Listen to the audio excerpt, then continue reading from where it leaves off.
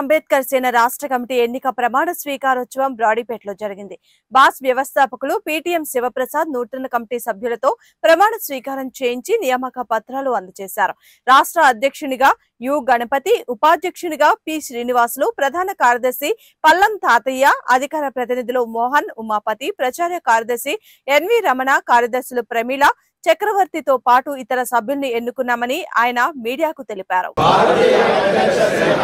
రాష్ట్ర కమిటీ సభ్యులుగా ఎన్నికైన మేము మనసా వాచా కర్మణ భారత రాజ్యాంగ పీఠిక విలువలను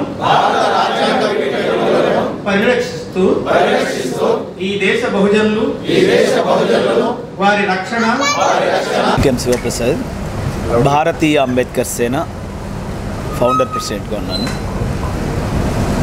మిత్రులారా, ఈరోజు భారతీయ అంబేద్కర్ సేన ఆంధ్రప్రదేశ్ స్టేట్కి సంబంధించి నూతన రాష్ట్ర కమిటీ ఎన్నిక ప్రమాణ స్వీకారం కార్యక్రమం జరిగింది.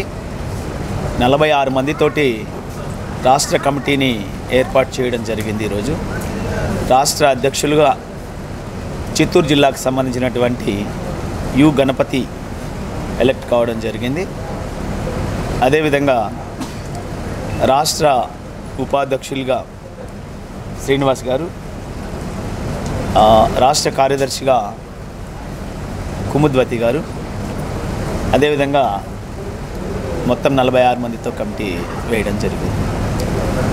సో ఈ కమిటీ ఆంధ్రప్రదేశ్లో భారతీయ అంబేద్కర్ సేన లక్ష్యాలని ప్రజల్లోకి తీసుకెళ్ళి ప్రజల్ని ఉద్యమంలో మమేకం చేసే విధంగా పనిచేయాలని చెప్పి వాళ్ళందరికీ కూడా దిశానిర్దేశం చేయడం జరిగింది. భారతీయ అంబేద్కర్ సేన స్పష్టమైనటువంటి లక్ష్యాలతో ఉంది. డాక్టర్ బాబాసాహెబ్ అంబేద్కర్ సూచించినటువంటి కుల నిర్మూలన, రాజ్య సామ్యవాదం లక్ష్యాలుగా భారతీయ అంబేద్కర్ సేన పనిచేస్తూ ఉంది. ఏదైతే కుల నిర్మూలన ఉందో ఆ కుల నిర్మూలన సాధించడానికి బాబాసాహెబ్ అంబేద్కర్ చెప్పినటువంటి బౌద్ధ సంస్కృతిలోకి బహుజనాన్ని తీసుకెళ్లేటటువంటి ఒక ప్రయత్నం మేము చేయబోతా ఉన్నాం. అదేవిధంగా బాబాసాహెబ్ అంబేద్కర్ చెప్పిన రాజ్య సామ్యవాదాన్ని సాధించడానికి బహుజనులకు రాజ్యాధికారం అన్నటువంటి ఒక లక్ష్యం పెట్టుకొని మేము ముందుకెళ్తా ఉన్నాం. ఈ నేపథ్యంలో ఇప్పటికే 13 సంవత్సరాలుగా భారతీయ అంబేద్కర్ సేన అవిశ్రాంతంగా పోరాటం చేస్తూ ఉంది.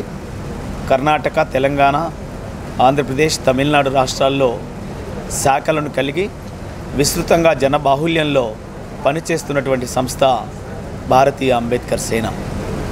మేము ఏదైతే బాబాసాహెబ్ అంబేద్కర్ చెప్పినటువంటి రాజ్య సామ్యవాదంలో ఉన్నటువంటి అంశం భూమి, పరిశ్రమలు, విద్య, వైద్యం, బీమా రంగం ఇవన్నీ కూడా ప్రభుత్వం వద్దే ఉండాలని చెప్పి మేము డిమాండ్ చేస్తూ ఉన్నాము.